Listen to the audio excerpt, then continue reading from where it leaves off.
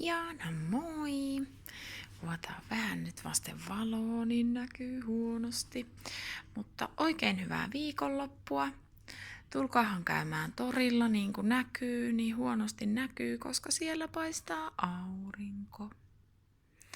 Kun tuutte käymään torilla, niin tulkaa samalla ihmettelee meidän outlet-puolta, joka on siis tuon seinän takana. Siellä on vielä kovasti noita hattuja. Ja siellä on perukkeja, siellä on vähän Halloween-juttuja ja semmosia.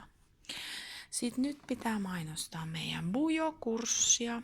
Eli jos tämä tämmöinen kiinnostaa, niin tulkaahan 27. päivä ihmettelemään, mikä on Bullet Journal. Tää on mun bujo, eli siis mun kalenteri. Olen aloittanut sen kesällä 2018.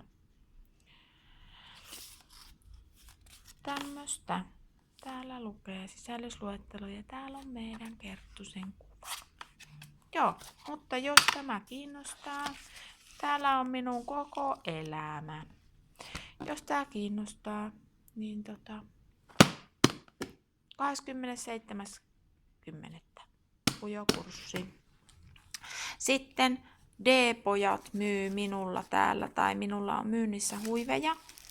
Eli nyt kovasti minäkin olen mainostanut Karkkilan Kapon A-tyttöjä, mutta siellä on myöskin paljon pienempiä junnuja. Täällä on nyt huiveja.